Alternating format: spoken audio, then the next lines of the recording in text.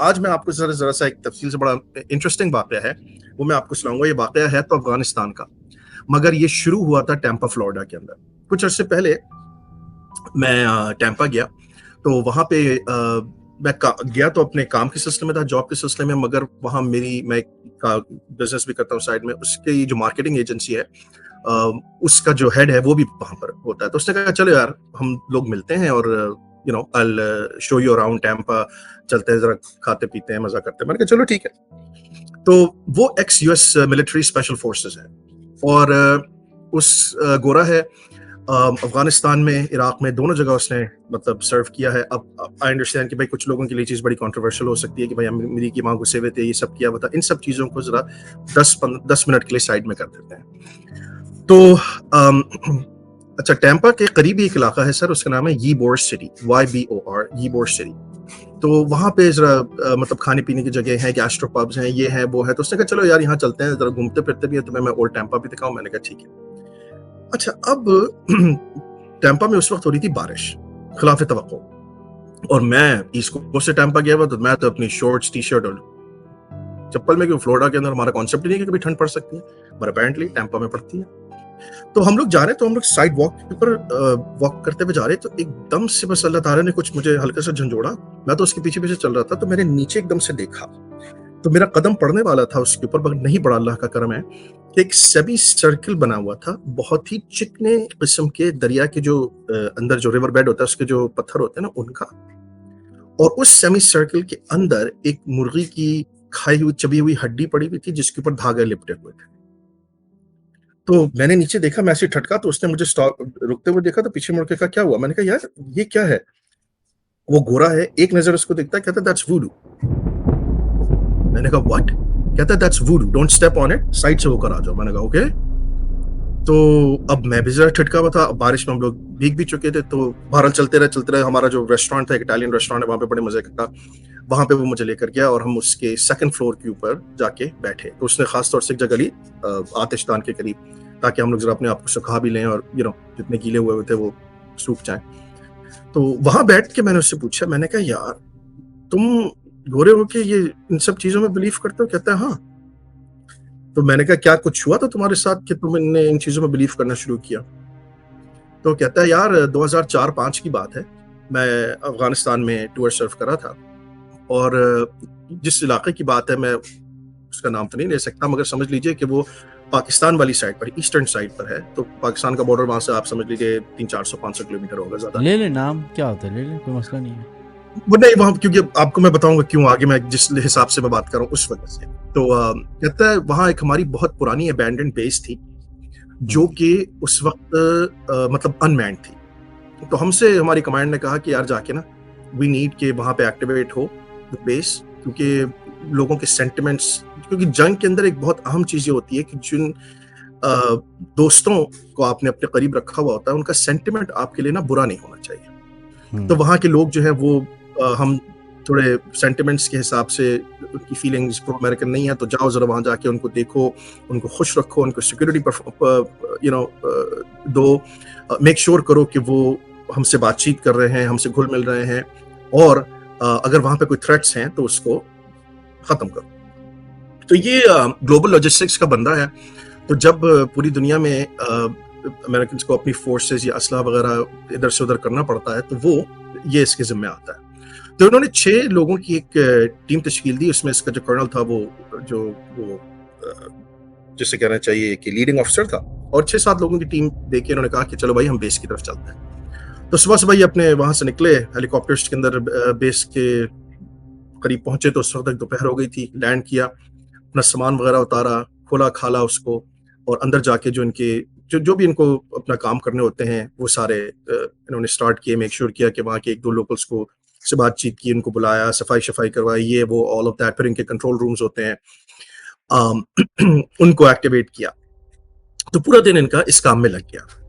अब जो बेस है उसका मैं आपको थोड़ा सा बता दूं कि स्टैंडर्ड 4 वॉल्स हैं, राइट, जो कंपाउंड की हैं, और उन हर 4 वॉल के ऊपर एक जो है वो बंदे का स्टेशन है, कि जिसके ऊपर बंदा बैठ के उस तरफ वाले फ्लैंक को देखता है, और साथ में उसके साथ असला भी होता है और साथ में उनके कैमरास भी लगे हुए होते हैं ताकि हर चीज़ रिकॉर्ड हो रही हो कि अगर कोई एंगेजमेंट हो तो वो उसका हर चीज़ जो है वो रिकॉर्ड हो। तो एक साइड की तरफ तकरीबन 200-300 यार्ड्स के बाद बहुत बड़ा और बहुत पुराना कब्रिस्तान था और उस कब्रिस्तान के बाद या उससे मुत्तसिल थोड़ा सा दूर वो गांव था और उसके बाद एक दो और गांव थे जो साथ लगे हुए थे उसके। तो 3-4 गांव का एक झुरमट और उसके साथ ये बहुत पुराना कदीम कब्रिस्तान जो मतलब काफी बड़ा था। तो अब रात हुई तो कर्नल तो जो है वो अपना सोने के लिए चला गया। एक बंदा जो है वो तकरीबन वो जो इनका कंट्रोल रूम है उस पर बैठा हुआ था, वो सारे कैमरास मॉनिटर कर रहा है।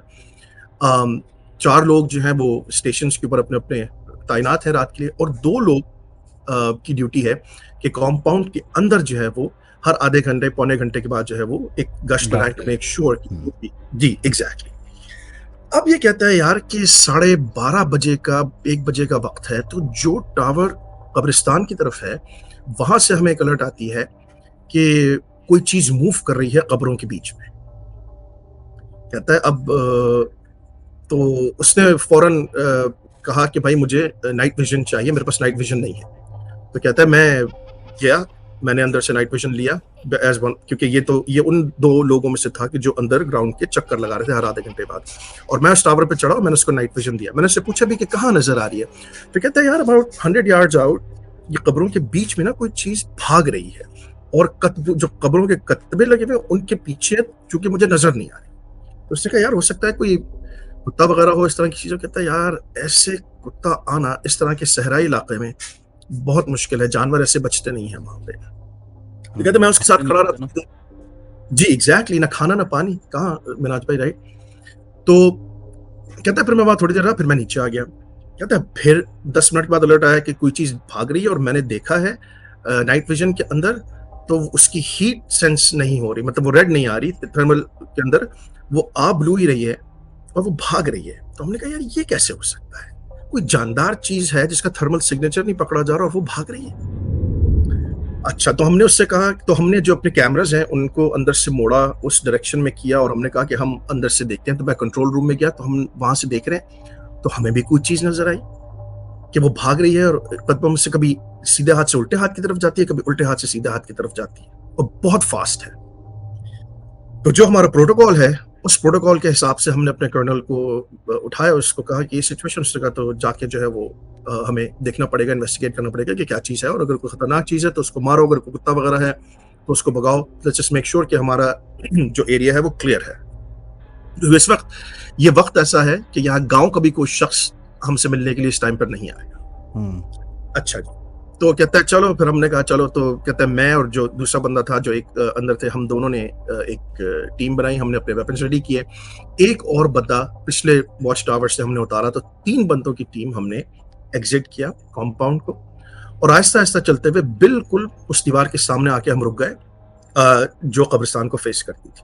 अब 3 बंदे नीचे हैं, एक बंदा वॉच टावर पे बैठा हुआ है और हमने जो है कहा कि कब्रिस्तान को थोड़ा सा देखा तो वहां चलने के लिए बीच में रास्ते थे, तो हमने 3 बीच के रास्ते पकड़े कि और ऐसा कि हर बंदे के दरमियान 1 या 2 कब्र का फासला है और आप बिल्कुल स्ट्रेट चल रहे हैं। तो कहता है हमने अपने नाइट विजन्स लगाए हुए, सारा कुछ लगाया हुआ, जितनी हमारे पास वेपनरी थी और हम चलना शुरू हुए। अब थोड़ा सा आगे चलेंगे तो एकदम से हम तीनों को दिखी क्योंकि वो चीज भागती हुई 2 कब्रों के बीच से गई है। तो कहते हैं एक जो हमारा वो था जो साथी था, उसने एकदम से ना 2 फायर कर दिए उसके ऊपर। तो पीछे से उसके कर्नल ने डांटा कि जब तक वैलिडेट ना करो गोली नहीं चलेगी। यहाँ पे हमें कोई सारे लोगों को नहीं बताना कि हम यहाँ आए हैं और हम एंगेज कर रहे हैं किसी के साथ, राइट। रात में तो गोली की आवाज हर जगह जाती है। साए साए रात, बिल्कुल तमाम सन्नाटा, बिल्कुल घुप अंधेरा। तो कहता है अब सब परेशान किया, ये क्या चीज है जो इस तरह भाग रही है। तो हमें ऑर्डर मिला कि और आगे जाओ। तो कहता है हम और आगे आहिस्ता आहिस्ता आहिस्ता बढ़ना शुरू हुए तो कुछ नहीं नजर आया। कहता है 10 मिनट हो गए, हम चलते रहे। अब ऐसा हो गया है कि हम कब्रिस्तान के बिल्कुल वस्त में पहुंच गए, बिल्कुल एंड बीच में पहुंच गए। तो कहता है उस वक्त जब हम मतलब हम हाँफ भी रहे हैं, डर भी लगा हुआ है कि मतलब क्या है, कोई दुश्मन है, कोई मतलब क्या चीज़ है कि जो है कहता है उस वक़्त एकदम से हम सबको एक हल्की-सी हँसी की आवाज़ आई और हमारे पीछे से। तो हम सब एकदम मुड़े कि ये क्या है? कहता है उस वक़्त यार मेरा जो है ना खून खुश्क हो गया। क्योंकि हमसे 10 यार्ड के फासले के ऊपर, कब्रों के कतबों से ऊपर एक काले कलर का हयूला, और उसने उसकी तशबीह ऐसी दी कि अगर आपने हैरी पॉटर की मूवीज़ देखी हैं तो उसमें जो डेमेंटोर्स थे ना, जिनकी कोई शक्लें नहीं होती थी, हम्म। कुछ नहीं होता था, बस उनका हयूला सा होता था, वैसा हयूला खड़ा हुआ है और हँसने की आवाज़ उसमें से आ रही है और हवा का नामो-निशान नहीं है। मगर जो उस हयूले की जो उसने कुछ पहना हुआ है या जो भी उसके ऊपर वो काले कलर का रोब है, वो ऐसा उड़ रहा है कि जैसे हवा चल रही है। कहता है एक जो हमारा साथी था उसने तो चीखना शुरू कर दिया कि ये क्या चीज़ है? कहता है मैंने अपने औसान थोड़े से साथ में रखे, मैंने देखा, मैंने अपनी अब याद रखिए कि ये जिस तरफ वो खड़ा हुआ है, ये फायर भी नहीं कर सकते क्योंकि पीछे इनकी अपनी वॉल है, राइट? और वहां पे इनका साथी खड़ा हुआ है। तो कहता है इससे पहले कि मेरे औसान दोबारा अपनी जगह पर आते और मैं ये डिसाइड करता कि इसको गोली मारनी है या क्या करनी है, एकदम से वो चीज गायब हो गई। बिल्कुल खड़ा हुआ है, एक सामने हमें दिख रहा है और एकदम से वो गायब। अब कहता है कि अब हम प्रोसेस करने की कोशिश कर रहे हैं कि क्या है। तो हमने एकदम से अंदर से जो, क्योंकि इनके पास बॉडी कंट्रोल कैमरास भी रूम। लगे होते हैं जिनकी फुटेज जी जी कंट्रोल रूम से आती है। तो वही पूछता है कि what the hell was that, ये क्या चीज थी यार? कहता है तुम्हें कैमरे पे देखिए। कहता है हाँ, और एकदम गायब हो गई। कहता है मैं जा रहा हूँ कर्नल साहब को बुलाने के लिए। अच्छा, वो कंट्रोल रूम वाला इधर भागा, तो इतनी देर में दोबारा हंसी की आवाज, और इस बार इनके डायरेक्ट पीछे से दोबारा। जब दोबारा मुड़े हैं तो इस बार एक नहीं, दो हयूले खड़े। तो कहता है इस बार थोड़े से हमारे औसान अपने साथ थे तो हमने उनके ऊपर फायर किया क्योंकि हमें नहीं पता था, अब हमारे पास कोई ऑप्शन नहीं था, हमारे पास कुछ नहीं था, हम क्या करते? वी ओनली मतलब वेपन्स ही थे, हम क्या करते? उनसे कोई बात करते, क्या करते? हमने फायर किया तो हमें दिख रहा है, क्योंकि रात के वक्त जो है वो जब फायर होता है तो ऑरेंज कलर का उसमें से शोला निकलता है, हम दिख रहा है कि हमारा फायर उनके अंदर से बीच में से जा रहा है और वो वहीं खड़े हुए हैं और वैसे ही हंस रहे हैं, और हंसने के बाद दोबारा गायब हो गए। कहता है फिर अब इतनी देर में वहां से कोई कर्नल आया नहीं आया, तीसरी बार हंसने की आवाज आई, और अब जो आई तो हमारे उल्टे हाथ की तरफ से आई। जब वहां हमने घूम के देखा तो वहां इस बार 4 बड़े बड़े हयूले खड़े हुए थे, और अब कहता है वो हंस रहे हैं और हंसते हुए अब उन्होंने हमारी तरफ आना शुरू कर दिया। और आने से मुराद ये कि आप समझिए कि 6 फीट ऊपर जमीन से कोई चीज मुअल्लक है और वो आपकी तरफ तैरती हुई आ रही है कि जैसे पानी में हो, जैसे उसके लिए ग्रेविटी मैटर ना करती हो, कुछ नहीं मैटर करती। कहता है हमारे औसान खता हो गए, हमने ना आओ देखा ना ताओ, हम ताबड़तोड़ एक तरफ भागना शुरू कर दिया। हमने कहा ये तो ना गोली है, ये क्या पता नहीं क्या चीज है। कहता है हम भाग रहे हैं, एकदम से गांव की तरफ से हमें दिखा कि कुछ लोग हैं जो सफेद झंडा जो है ना वो लहरा रहे हमारी तरफ, और उसमें से एक बुजुर्ग आदमी है जो सबसे आगे है। तो वो हमें इशारे से कह रहा है कि ठहरो ठहरो ठहरो। तो हम एकदम रुक गए, ठहर गया। मैंने अपने साथियों को भी आवाज दी कि यार ठहर जाओ, रुक जाओ। ये वहां पे बुजुर्ग लोगों को अक्सर उनको कहते हैं हाजी। तो कहते हैं ये हाजी कुछ कह रहा है। तो कहते हैं इतनी देर में वो हाजी हमारे पास आया। उसने सबसे पहले तो हम सबको देखा, हम सबसे हाथ मिलाया। कहता है कि तुम इधर क्या कर रहे हो इस वक्त? कहता है यार हमें तो यहाँ ये चीजें दिख रही हैं, हम तो यहाँ ये करने आए थे, हमें लग रहा था कि कब्रों के कतबों में से कुछ चीज भाग रही है। फिर जब हम यहाँ आए तो हमें ये 1 दिखा पहले, फिर ये 2 दिखे, फिर ये 4 दिखे। कहता है हाँ, हमें तुम्हारी फायर की आवाज आ गई थी, तो इसलिए हमने कहा कि पूछा कि क्या मसला है, और फायर की आवाज कब्रिस्तान की तरफ से आई थी तो हमें शक हुआ कि कुछ मसला हुआ होगा। अब ये बात याद रखिए कि जब ये सुबह मिलने के लिए गए थे लोगों से, तो ये हाजी साहब उस वक्त वहां नहीं मौजूद थे।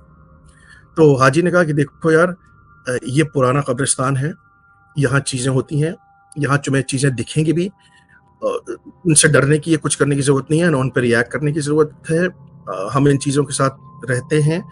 तुम्हें कब्रिस्तान के अंदर नहीं आना चाहिए था, तुम्हें बाहर ही रहना चाहिए था। कह रहा है कि इतनी देर में वो ये बात बता रहा है, राइट? वो शख्स वहां खड़ा हुआ है, उसके साथ 1 या 2 और लोग हैं, और हम जो है 3, हमारी एक टोली है। वो बता रहा है उल्टे हाथ की तरफ से जो है दोबारा हंसने की आवाज आई और वही दोनों चीजें, इस बार दो हयूले, कोई आप समझ लीजिए 20 यार्ड 30 यार्ड्स के ऊपर खड़े हुए, उन सबको देख के हंस रहे हैं। तो हाजी एकदम से इनकी तरफ मुड़ा, उसने कहा कोई फायर नहीं करेगा, अच्छा और कोई फायर नहीं करेगा, यहीं ठहरो। कहता है उसने तुम्हारी जो अरबी जबान है मुझसे कह रहा था, उसके अंदर उसने कुछ पढ़ना शुरू किया। कहता है मुझे तो अफगानी आती है, वो पश्तो नहीं थी या वो अफगानी नहीं थी, वो कुछ और जबान थी। तो वो कहता है उसके बाद जी ऑफ कोर्स अरबी होगी और हाजी साहब कोई ना कोई कुरान शरीफ की तिलावत कर रहे होंगे। कहता है उसने रास्ते की, कब्र की नहीं, रास्ते की मट्टी अपने हाथ में उठाई और उसके ऊपर पढ़ता रहा पढ़ने और वो चीजें आते आते जैसे हाजी आगे बढ़ा तो वो रुक गई और फिर हंस रही है। तो उसने अपने हाथ की मट्टी के ऊपर कुछ फूंका और जोर से उनकी तरफ हवा में जो ना फेंका। कहता है यार जैसे ही वो कंकर थे या वो मट्टी उन चीजों को लगी है, उनके अंदर से ऑरेंज शोले निकलने शुरू हो गए कि जैसे किसी ने उनके ऊपर आग की जो है ना कोई बारिश की है या आग की कोई चीज उनके ऊपर फेंकी है। और हंसने के बजाय उन्होंने अजीब किस्म की आवाज निकाली है और वहां से गायब हो गए हमारे सामने। कहता है हम तो प्रोसेस नहीं कर पा रहे कि मट्टी से किसी चीज को अगर कुछ लगे तो उसमें से ऑरेंज शोले कैसे निकलते हैं और वो एकदम से गायब कैसे हो गई। तो उसके बाद कहता है वो हाजी बिल्कुल काम, वो आया वापस, उसने कहा भाई अभी तो मैंने इनको भगा दिया है, ये चीजें यहाँ होंगी, आओ मैं तुम्हें तुम्हारी बेस तक छोड़ाऊं, हम लोग वापस चले जाएंगे, कोई बात नहीं, बट इन चीजों को इन्वेस्टिगेट करने का, इनके पीछे आने का कोई तुम्हें फायदा नहीं हो। तुम्हें ये चीजें यहाँ दिखती रहेंगी, हमें भी आवाजें आती रहती हैं, दिखती रहती हैं, हम इनको इग्नोर करते हैं, हम रात के वक्त इस तरफ से नहीं आते और दिन के वक्त भी इस कब्रिस्तान को अवॉइड करो। कहता है वो बेचारा हाजी, हम असलहे से लैस लोग, और वो बेचारा जिसे कहना चाहिए कुछ भी नहीं उसके पास, सलवार कमीज के अंदर और एक टोपी के अंदर, वो हमें लीड कर रहा है। कहता है लीड करके हमें वो दरवाजे तक लेकर आया तो मेरा कर्नल वहां खड़ा हुआ था, वो सारी गुफ्तगू सुन रहा था, उसने उसका शुक्रिया अदा किया है और उनसे कहा कि आइए हम आपको कुछ खिला पिला दें, चाय पिला दें। उसने कहा नहीं सर कोई बात नहीं, बस हमें भी जल्दी जाना है, हम अपने गाँव पहुंचे तो हम भी सेफ होंगे। कहता है हमें वो वहां रखकर और फिर वो बेचारे अपने वापस जो है वो गांव चले गए। फिर कहता है कि हमारी कुछ जान में जान आई। उस रात हमें वहां पे दोबारा खबरों के बीच में चीजें भागती हुई दिखती रही, हमने इग्नोर किया। जितने दिन हम वहां रहे वहां पे 2 रातों बाद, 3 रातों बाद, 4 रातों बाद कुछ ना कुछ ऐसे वाकयात होते रहते थे कब्रिस्तान के अंदर, हम उनको इग्नोर कर देते थे। मगर कोई भी चीज किसी चीज से ऐसा नहीं किया कि कभी कंपाउंड के अंदर आई हो या हमें अंदर आके नुकसान पहुंचाने की कोशिश की। तो जब मैंने ये वाक़या सुना मैंने कहा यार मतलब वाकई ये अचंभे वाली बात है। कहता है अफगानिस्तान के अंदर जितने मेरे जानने वाले ये साथी हैं जिन्होंने आज से पहले टूर किया है, हर एक ने कुछ ना कुछ अकल्ट चीज या ऐसी सुपरनैचुरल चीज जरूर देखी।